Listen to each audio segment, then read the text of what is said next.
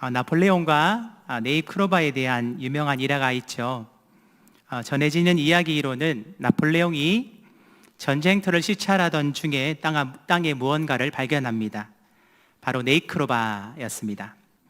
나폴레옹은 몸을 숙여서 그것을 따려고 하죠. 그런데 바로 그 순간 적군의 총알이 그가 서 있던 자리를 스쳐 지나가서 다행히도 목숨을 건지게 됩니다. 다만 이 이야기는 역사적 기록이다기보다는 후대에 전해 내려오는 민간 일화라고 보여집니다. 네이크로바 때문에 나폴레옹이 살게 되었던 것이죠. 이 사건 이후 사람들은 이 네이크로바를 행운을 가져다주는 식물로 여기게 되었습니다. 네이크로바의 꽃말이 그럼 무엇일까요? 행운입니다. 그러면 세이크로바의 꽃말은 무엇일까요?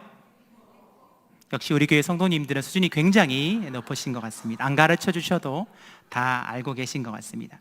그래서 이 네이크로바, 행운을 찾기 위해서 수많은 세이크로바, 행복을 바른다라는 그런 말이 있죠. 이는 멀리 있는 행운을 찾느라 가까이 있는 행복을 보지 못한다라는 그런 의미입니다. 그렇습니다. 진정한 행복은 우리 위에 아주 가까이에 있습니다. 우리의 신앙 여정도 마찬가지라는 생각이 듭니다. 신앙인이라면 모두가 행복한 삶, 복된 인생을 살기를 원하죠. 불행을 원하는 사람은 아무도 없습니다. 행복한 삶, 복된 인생의 비결을 어디에서 찾을 수 있을까요? 우리와 아주 가까이에 있습니다. 그것은 바로 하나님의 말씀인 성경에 그 비결이 있다는 것이죠. 그래서 신명기 10장 13절 말씀에 내가 오늘 내 행복을 위하여 내게 명하는 이 여호와의 명령과 규례를 지킬 것이 아니냐라고 하였고, 시편 1편 2절에서는 오직 여호와의 율법을 즐거워하여 그의 율법을 주야로 묵상하는 자가 복이 있도다, 이렇게 말씀을 하고 있습니다. 사랑하는 성도 여러분, 행복한 삶, 복된 삶의 비결은 멀리 있지 않습니다. 세상의 부와 또 권력과 명예와 또 썩어지고 없어질 것들에 찾지 않기를 소망합니다. 하나님의 말씀 안에 모든 비결이 있음을 믿으시기를 축복합니다. 내 행복을 위하여 내게 명하는 여호와의 명령과 규례를 지킬 것이 아니냐, 이 모세의 말, 이것을 마음 가운데 새겼으면 좋겠습니다. 그러므로 하나님께서 우리에게 주신 성경 선물인 성경을 사랑하고 또 말씀을 즐겨 묵상함으로 주님과 동행함의 복을 누릴 수 있기를 예수님의 이름으로 축복합니다. 특별히 오늘 우리가 읽었던 본문은 잠언입니다. 잠언은 지혜서로 잘 알려져 있죠. 잠언의 다양한 지혜의 말씀 가운데 가장 핵심적인 주제는 하나님을 경외하는 삶입니다. 경외가 무엇일까요? 경외는 어떤 공포가 아닙니다. 하나님의 하나님 되심을 인정하고 마음과 뜻과 힘을 다하여서 주님을 사랑하는 태도를 가리킬 때 경외라고 합니다. 하나님을 경외하는 삶을 살아갈 때 인간은 가장 복된 인생을 살게 된다는 것이죠. 그 비결이 오늘 우리가 읽었던 말씀에 구체적으로 소개가 되고 있습니다. 사실 잠언 1장부터 31장을 요약해 놓은 것이 오늘 본문이라고 할 수가 있는데요, 말씀을 통하여서 복된 인생을 사는 비결이라는 제목으로 은혜를 함께 나누고자 합니다. 먼저 1절, 2절 말씀 우리 다 함께 읽도록 하겠습니다. 시작. 내 아들아, 나의 법을 잊어버리지 말고 내 마음으로 나의 명령을 지키라. 그리하면 그것이 내가 장수하여 많은 해를 누리게 하며 평강을 더하게 하리라. 아멘. 솔로몬 왕은 자신의 아들을 향하여서 내 아들아, 나의 법을 잊어버리지 말고 내 마음으로 나의 명령을 지키라, 그렇게 말합니다. 그러니까 아버지가 아들에게 주는 교훈과 훈계라고 볼 수가 있죠. 동시에 이 말씀은 모든 성경이 하나님의 감동으로 쓰여졌기에 하나님 아버지께서 자녀인 저와 여러분들에게 주는 말씀이기도 하다는 것입니다. 세상에 어떤 부모가 자녀가 잘못되기를 바라는 부모가 어디 있겠습니까? 아무도 없습니다. 솔로몬 역시 자녀가 잘 되기를 바라는 마음으로 교훈을 하고 있는 것이죠. 여기서 1절에서 나오는 법이라는 것은 이 솔로몬 자신의 어떤 경험과 신앙을 통해 얻은 삶의 원리와 하나님의 율법 전체를 포함한다라고 볼 수가 있습니다. 그러니까 하나님의 말씀을 절대로 잃어버리지 말고 마음에 꼭 새겨 지키라는 것이죠. 왜 하나님의 말씀을 잊어버리지 말고 마음으로 지켜야 하는 것일까요? 디모데후서 3장 16절에서 17절까지 이렇게 말씀하고 있습니다. 모든 성경은 하나님의 감동으로 된 것으로 교훈과 책망과 바르게 함과 의로 교육하기에 유익하니 이는 하나님의 사람으로 온전하게 하며 모든 선한 일을 행할 능력을 갖추게 하려 함이니라. 아멘. 모든 성경에는 하나님의 감동으로 기록되어져 있답니다. 바로 이게 무슨 뜻일까요? 하나님께서 친히 숨결을 불어 넣으셨다는 뜻이죠. 흙으로 하나님께서 사람을 지으시고 그 코에 생기를 불어 넣으셨을 때에 사람이 생명이 되었듯이 하나님의 말씀에는 이 생명이 있다는 것입니다. 따라서 말씀은 우리를 교훈하고 또 책망하며 바르게 함과 의로 교육하기에 유익할 뿐만 아니라 사람을 온전하게 하면서 모든 선한 일을 행할 능력을 갖추게 해주는 것, 그것이 바로 하나님의 말씀의 능력이라는 것입니다. 뿐만 아니라 말씀을 통하여서 우리는 하나님이 누구신지, 우리가 어떤 존재인지를 알 수 있다는 것이죠. 사실 법은 행동으로 지키는 것입니다. 그런데 오늘 성경에서 왜 이토록 마음을 강조하는 것일까요?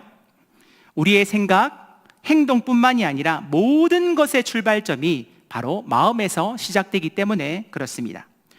이 마음을 히브리어로 레브 또는 레바브라고 하는데요, 우리 잠도 깰 겸 한번 따라서 한번 해보겠습니다. 레브, 레바브.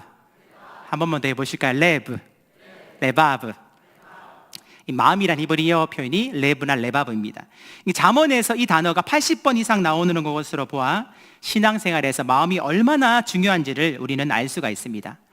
그래서 잠언 4장 23절에 모든 지킬 만한 것 중에 더욱 내 마음을 지키라, 생명의 근원이 이에서 남이니라, 이렇게 말씀하고 있습니다.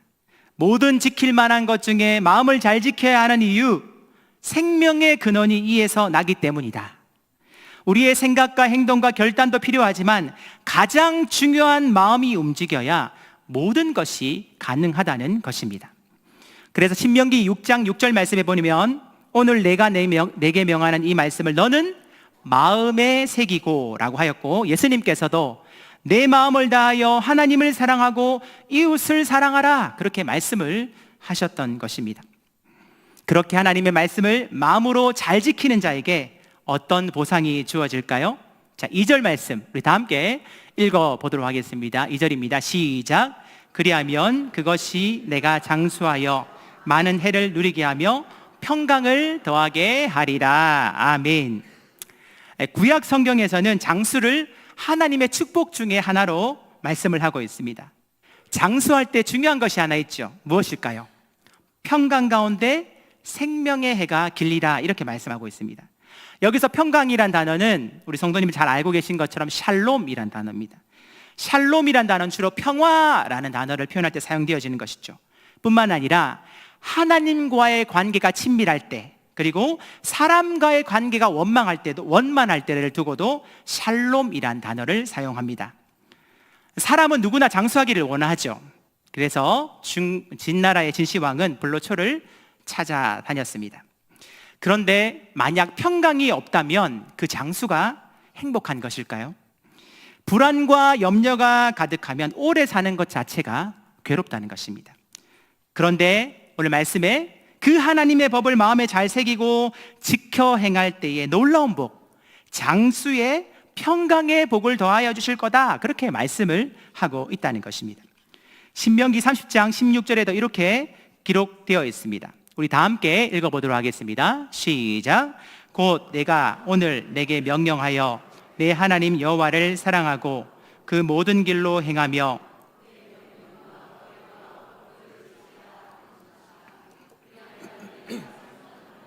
번성할 것이요 또 내 하나님 여호와께서 내가 가시 차지할 땅에서 내게 복을 주실 것임이니라. 아멘. 내 하나님 여호와를 사랑하고 말씀을 지켜 행할 때에 생존하고 번성할 것이다.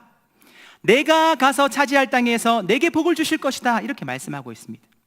물론 우리가 복을 받기 위해 순종하는 것은 절대 아닙니다. 그거는 바로 기복주의 신앙이라고 할 수 있겠죠. 우리는 복을 받기 위해 순종하는 것이 아니라 하나님을 사랑하기 때문에 순종합니다.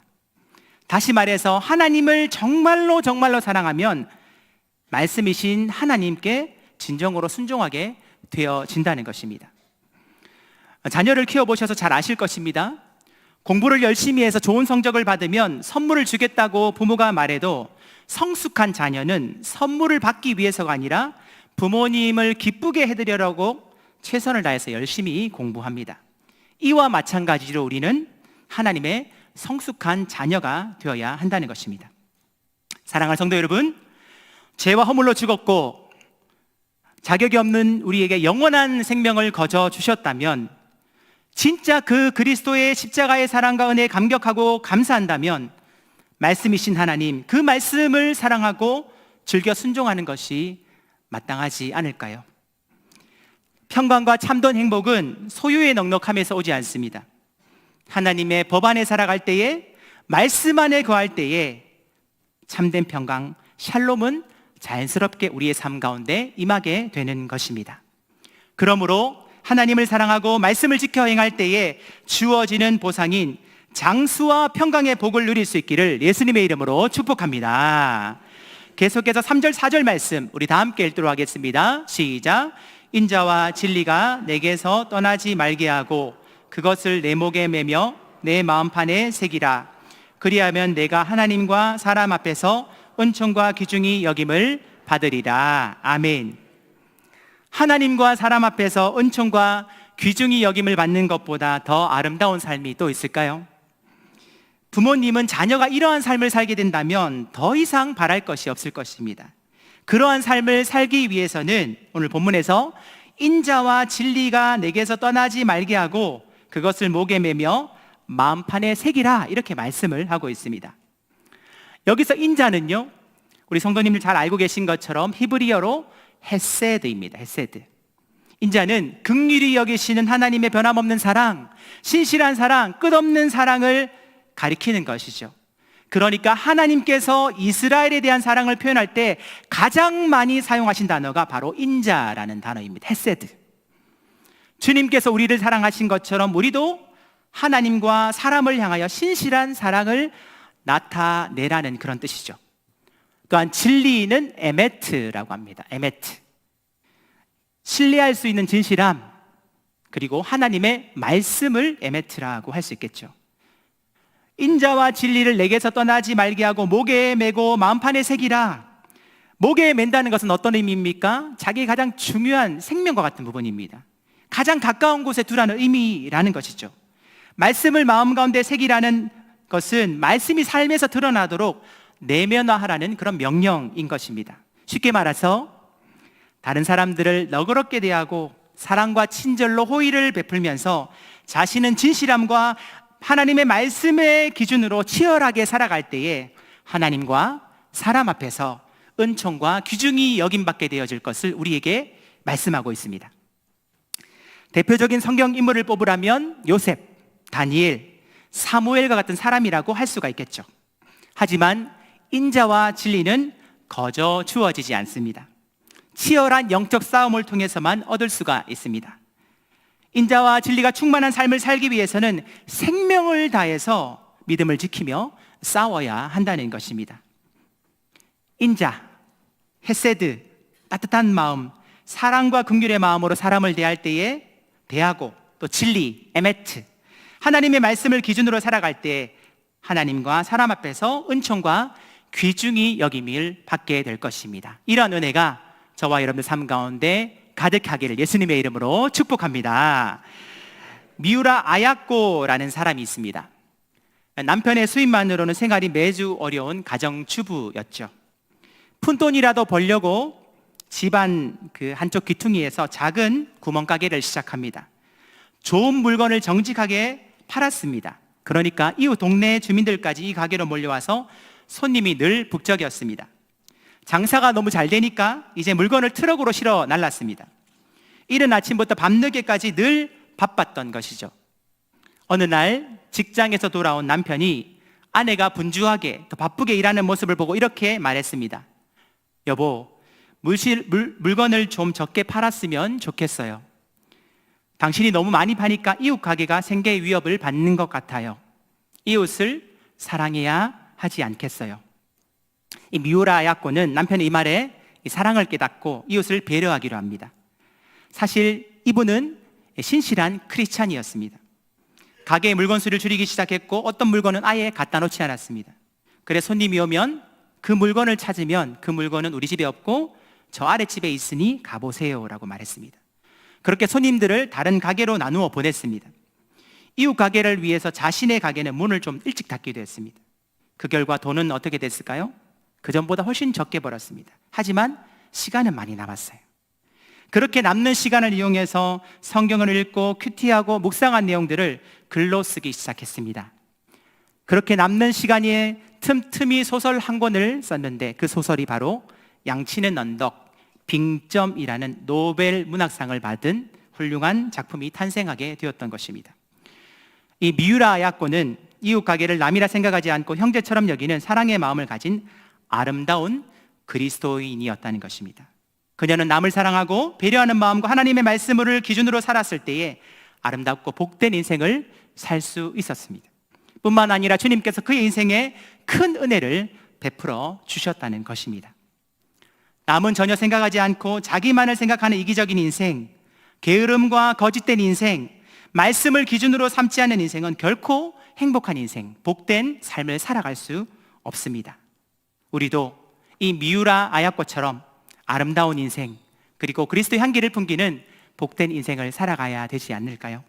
그러므로 인자와 진리를 마음 깊이 새겨 하나님과 사람에게 은총과 귀중히 여김을 받을 수 있기를 예수님의 이름으로 축복합니다.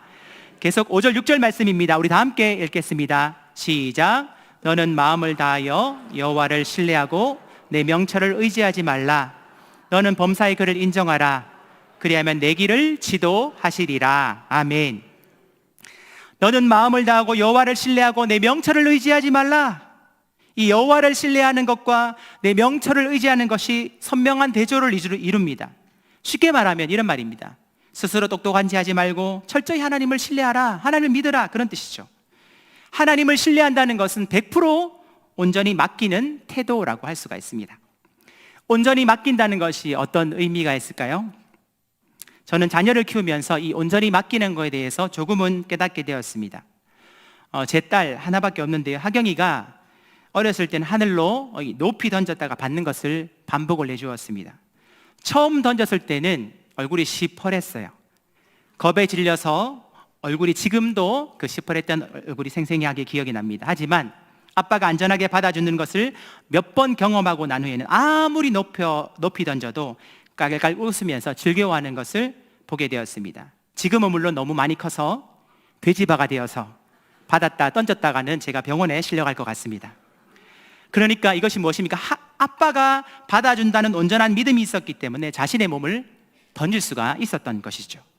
이처럼 하나님을 신뢰한다는 것은 자신의 모든 것을 온전히 맡기는 것입니다. 뿐만 아니라 우리의 삶의 주도권을 주님께 내어드린다는 그런 의미인 것이죠. 반면에 인간의 명철은 의지하지 말아야 합니다. 왜요?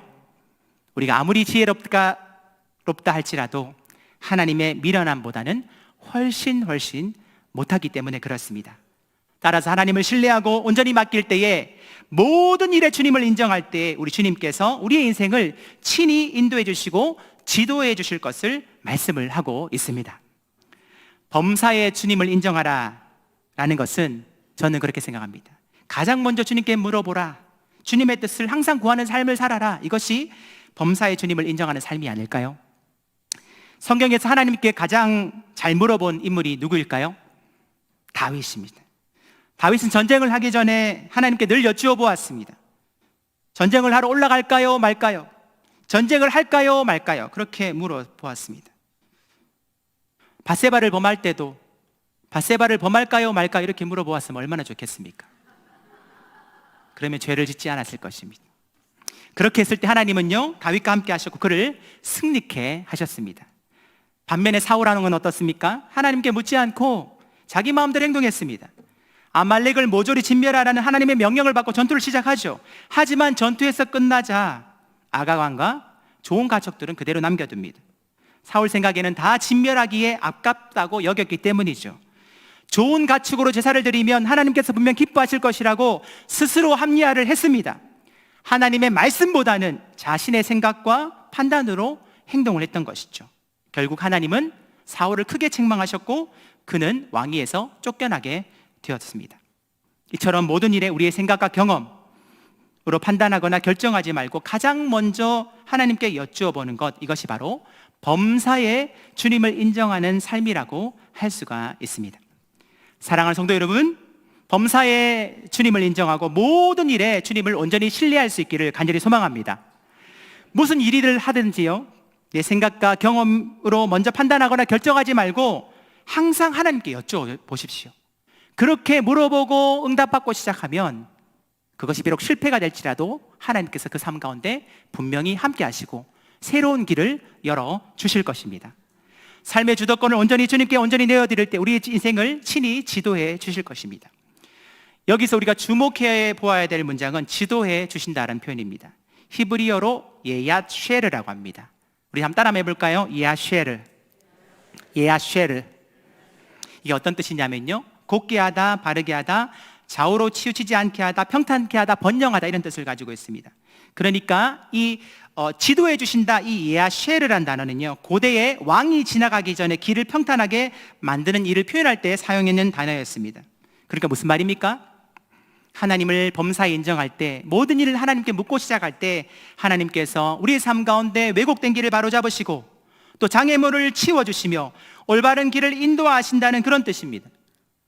홍해를 마른 땅처럼 가르게 하셨던 하나님, 광야에서 새 길을 내셨던 하나님, 사막에서도 강을 내셨던 분이 바로 전능하신 우리의 아버지 하나님 되신다는 것입니다. 이처럼 주님을 온전히 신뢰하고 모든 일에 하나님의 뜻을 구할 때에 우리의 인생을 곧게 하시고 바르게 하시고 좌우로 치우치지 않게 하시며 평탄케 하시고 복되게 하실 것을 우리에게 약속을 하고 있습니다. 이런 은혜가 저와 여러분들 삶 가운데 가득하기를 예수님의 이름으로 축복합니다. 계속해서 7절 8절 말씀입니다. 우리 다 함께 읽어볼까요? 시작. 스스로 지혜롭게 여기지 말지어다. 여호와를 경외하며 악을 떠날지어다. 이것이 내 몸의 양약이 되어 내 골수를 윤택하게 하리라. 아멘. 쉬운 성경에서는 이것을 이렇게 번역을 하고 있습니다. 저 잘난 체 하지 말고 하나님을 경외하며 악을 행하지 말라, 이렇게 번역을 하고 있습니다. 그렇게 하면 몸이 튼튼하고 골수가 윤택한 건강한 인생을 살게 될 것이다, 이렇게 말씀하고 있다는 거예요. 하나님을 경외하고 악에서 떠난 삶을 살아갈 때 우리의 건강뿐만이 아니라 인생을 책임져 준다고 말씀하고 있습니다. 특별히 골수란 단어가 나오죠. 골수를 윤택하게 하겠다라고 하였습니다. 구약에서 이 골수란 단어는요, 가끔 나오는데 우리의 뼈를 의미합니다. 뼛속을 가리키는 것이죠. 그러니까 하나님께서는요, 우리의 뼛속까지도, 가장 깊은 곳까지도 풍성하게 해주실 것을 우리에게 약속을 하고 있습니다. 우리의 말과 행동, 우리의 모든 순간이 악을 떠나 하나님을 경외하는 삶을 살고 있는지 우리는 늘 점검하며 스스로를 되돌아보아야 합니다. 그렇게 하기 위해서는 우리는 어떻게 해야 될까요? 우리는 모든 순간에 이것을 질문했으면 좋겠습니다. 예수님이라면 어떻게 하셨을까? 그렇게 질문하고 우리가 행동한다면 분명히 죄를 범하지 않고 하나님을 경외하는 삶을 살아가게 될 것입니다. 우리 한번 다 같이 한번 따라 한번 해볼까요? 예수님이라면 어떻게 하셨을까? 이 질문을 늘 할 수 있기를 바랍니다. 그렇게 악에서 떠난 하나님을 경외하는 삶을 살아갈 때 뼛속까지 건강한 삶, 풍성한 인생을 누리게 될 것이다, 그렇게 약속을 하고 있습니다. 마지막으로 우리 9절에서 10절까지 말씀 우리 다 함께 읽어보도록 하겠습니다. 시작. 내 재물과 내 소산물의 처음 익은 열매로 여호와를 공경하라. 그리하면 내 창고가 가득히 차고 내 포도즙 틀에 새 포도즙이 넘치리라. 아멘. 여기서 내 재물과 내 소산물의 처음 익은 열매로 여호와를 공경하라, 이 말은요, 우리의 재물을 구별하여서 가장 귀한 것을 하나님께 드려 공경하라, 그런 의미입니다. 동시에 우리 모든 것이 하나님의 것이라는 믿음의 고백이기도 하죠. 내 삶의 최우선 순위를 하나님께 두고 재물은 그저 수단으로 여기라는 것입니다. 그렇기 때문에 우리는요, 재물을 사용할 때도 우리는 이 생각을 해야 됩니다. 우리는 하나님의 선한 청지기이다. 내 것은 하나도 없다라는 이 생각을 해야 된다는 것이죠. 그런데 교회 안에 보면요, 종종 하나님보다 재물을 더 소중히 여기는 분들을 보게 됩니다. 부자 청년의 이야기를 잘 알고 계실 것입니다. 재물은 사람으로 하여금 믿음에서 떠나게 할 뿐만 아니라 교만하게도 한다라고 분명히 경고를 하고 있지 않습니까? 재물이 주는 불의의 영향력이 얼마나 막강한지를 우리는 알 수가 있습니다. 요즘은요, 그 하나님의 자리에 돈이 올라가 있고 또 만몬이 올라가 있으며 이 돈이 하나님이 되는 경우가 굉장히 많습니다. 그래서 돈 때문에 자녀를 죽이기도 하고요, 부모를 죽이기도 하고요, 뭐 그런 폐륜적인 일이 많이 일어납니다. 이 돈이 되는 일이라면 어떠한 일도 서슴지 않는 지금 세대의 모습을 볼 수가 있습니다. 예전에 중앙일보에 이런 기사가 실린 적이 있었습니다. 한 조사기관에서 수도권 초, 중, 고교생 6,000명을 대상으로 10억 원이 생긴다면 1년간 감옥행도 무릅쓰겠다라는 답변이 초등학생 가운데서 12%, 중학생 가운데는 28%, 고교생 가운데는 44%나 되었다고 합니다. 10억 원이 생긴다면 1년간 그냥 감옥에 들어가도 괜찮다라고 그렇게 질문했을 때 답이 이만큼 되었다는 것이죠. 그리고 전국 청소년들 1,031명에게 부자가 되는 것과 정직하게 사는 것 중 어느 것이 중요한가라는 질문에 무려 40%가 정직함보다는 부자가 되는 것이 더 중요하다라고 대답을 했다는 것입니다. 돈이면 어떤 일도 해도 된다는 지금 세대의 타락한 모습을 우리는 보게 됩니다. 그래서 디모데후서 3장 1절에서 2절까지 말씀에 말세에 고통하는 때에서 이렇게 표현을 하고 있습니다. 제일 먼저 나오는 말이 사람들이 자기를 사랑하고 그 다음 나오는 게 뭐죠? 돈을 사랑한다는 것입니다. 마지막 시대인 지금의 모습을 보여주고 있는 것 같습니다. 물론 이 땅을 살아가는데 돈이 필요 없다는 이야기가 아닙니다. 인간에게 돈이 필요하기 때문에 하나님께서 우리에게 돈을 주십니다. 하지만 하나님보다 돈을 더 사랑한다면 그것은 분명 우상 숭배요, 성경은 죄라고 말씀을 하고 있다는 것입니다. 그래서 마태복음 6장 24절에 예수님께서 재물에 대해서 이렇게 말씀을 하십니다. 한 사람이 두 주인을 섬기지 못할 것이니 혹 이를 미워하고 저를 사랑하거나 혹 이를 중히 여기고 저를 경히 여김이라. 너희가 하나님과 재물을 겸하여 섬기지 못하느니라. 아멘. 하나님과 재물을 겸하여 섬기는 것이 가능하다고요? 불가능하다고요? 불가능합니다. 따라서 하나님보다 절대 재물을 더 사랑해서는 안 됩니다. 재물에 대한 우선순위를 분명히 하되 재물을 얻기 위해서 하나님을 이용하는 어리석음도 범치 말아야 된다는 것입니다. 모든 것이 주님의 것임을 고백하고 가장 귀한 것을 하나님께 드리기를 즐겨할 때 우리에게 어떤 보상이 주어진다라고 말씀하고 있습니까? 10절 말씀에 내 창고가 가득하고 내 포도즙 틀에 새 포도즙이 넘치리라, 이렇게 말씀하고 있습니다. 모든 사람을 큰 부자로 재벌을 만들어준다는 그런 이야기가 아니라 우리의 삶 가운데 부족함이나 결핍이 없이 넉넉하게 하나님의 은혜로 채워주겠다는 그런 말씀입니다. 뿐만 아니라 포도즙 팁에 새 포도즙이 넘친다는 것은 기쁨으로 충만하게 하시겠다라는 그런 말씀인 것이죠. 사랑하는 성도 여러분, 복된 삶의 기준, 행복한 인생의 기준은 우리에게 주어진 재물의 많고 적음이 아닙니다. 받은 재물에 감사하고 자족하며 하나님의 뜻대로 사용하는 사람이 진정으로 복된 사람임을 여러분들 꼭 기억할 수 있기를 예수님의 이름으로 축복합니다. 오늘 말씀을 정리하겠습니다. 잠언의 다양한 지혜의 말씀 가운데 가장 중요한 핵심 주제인 하나님을 경외하는 삶에 대해서 우리 짧게 살펴보았습니다. 경외가 무엇일까요? 경외는 공포가 아닙니다.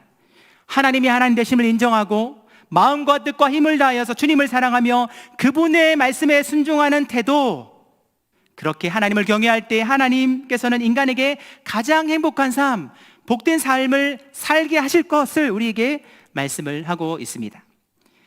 오늘 말씀을 통하여서 잠언의 저자인 솔로몬은 4가지를 권면합니다. 첫째, 인자와 진리를 마음 깊이 새기십시오.